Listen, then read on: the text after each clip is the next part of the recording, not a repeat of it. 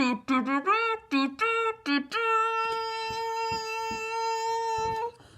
my gosh, Lucas! Happy birthday, Brody! Happy birthday! Oh man, okay, let me get my mask off. Hello, second graders, I'm all tangled up. Happy Friday. We have 2 birthdays to celebrate today. Lucas's birthday is today. Brody's birthday is on Sunday. Gentlemen, happy birthday. I hope you have a fantastic birthday. I will be celebrating you all weekend long.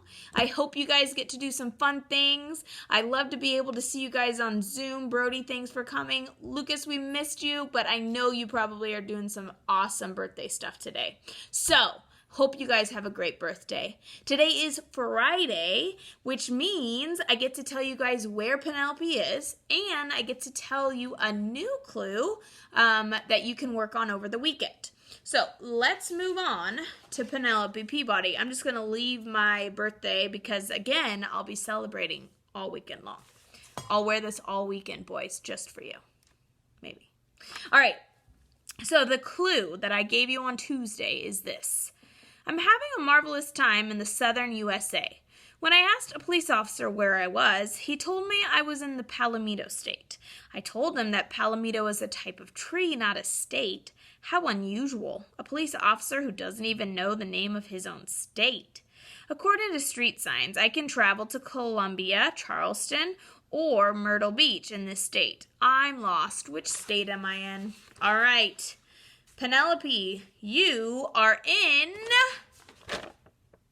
South Carolina. So here's my map, and we've already visited North Carolina, which is right here, so South Carolina is right below it. You can see that South Carolina borders North Carolina and also Georgia, and it also borders the ocean. So that's the explanation for Myrtle Beach. That's a very famous beach that you could visit. So she's right now in South Carolina. These people got it correct. Let me get my list.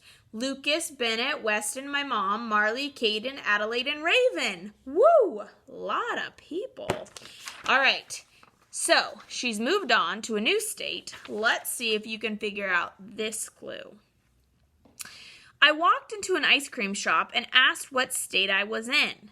The woman at the counter asked me if I wanted a mini soda. So I bought one. She never told me what state I was in. Mini, small, right? Soda is another word for pop.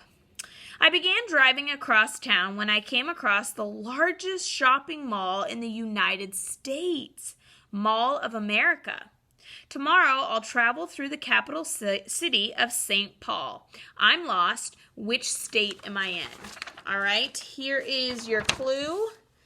And there's a few things you can be looking up. Mall of America would be a good one. Or which state has the capital city of St. Paul? That would be another one.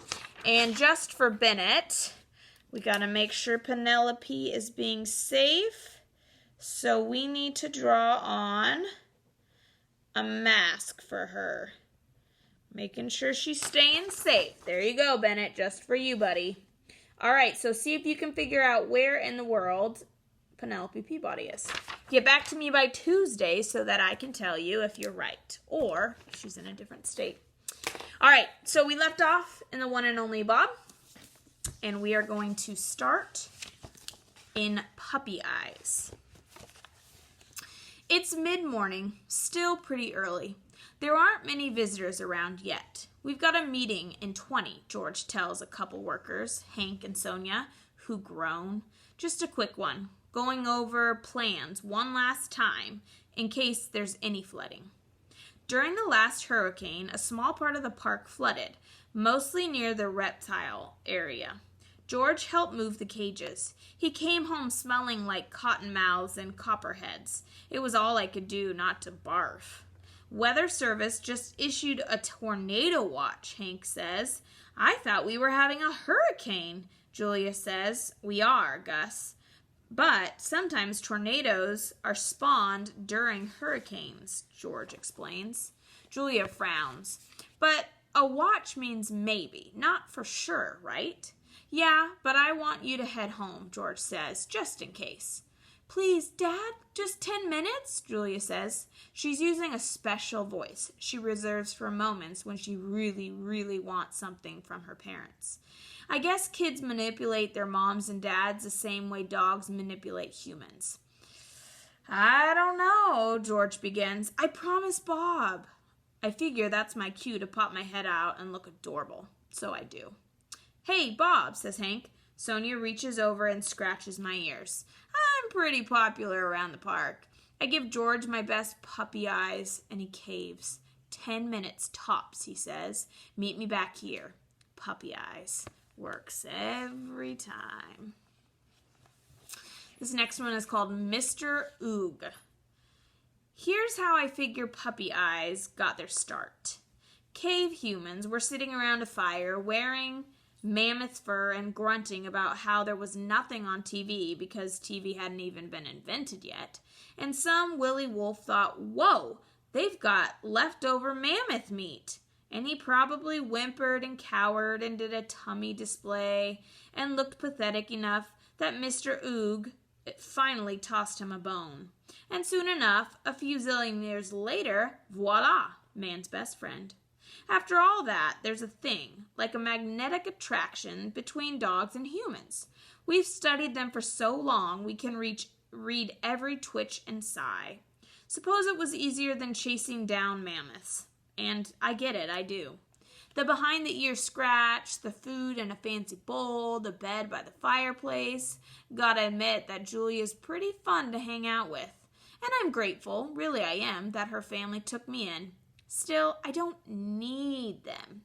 You need someone eventually. They will let you down, and you end up feeling like a real doofus. This next one is called The Park. As Julia walks, I sneak peeks out of her backpack, like I always do.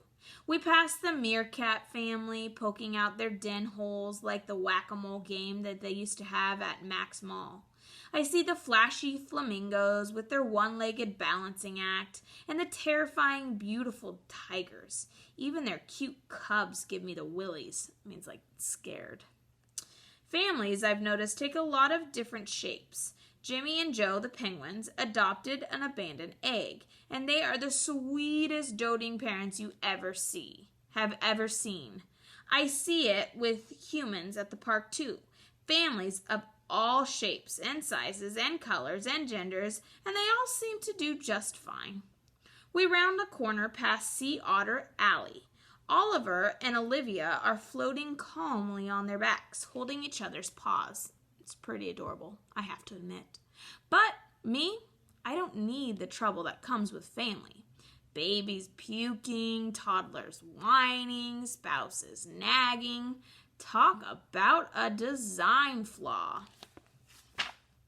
All right, I'm going to stop there with that cute picture. You can see they're heading to the exhibit, and there's a little otter right there. And, of course, Bob is sticking out of Julia's backpack watching everything. We'll stop there. We have yet to meet Ivan in this book. I'm really excited. Hopefully we'll get to meet him next time we read The One and Only Bob. Remember, on Monday, it is Memorial Day. That's the day that we remember and we are thankful for people who fought in the armed forces who died while serving. That's Memorial Day. You'll learn a lot next week on some of the different activities that are assigned on Seesaw. So I hope you have a great weekend. It's a long weekend since Monday's Memorial Day. You don't have any assignments or any work in Seesaw on Monday. It's like a no school day. So enjoy the time with your family. Brody, have a happy birthday on Sunday. Lucas, have a happy birthday today. I will see you guys back here on Tuesday. I won't do one on Monday because it's Memorial Day. So we'll get to read this book again on Tuesday. Have a great weekend. Bye, guys.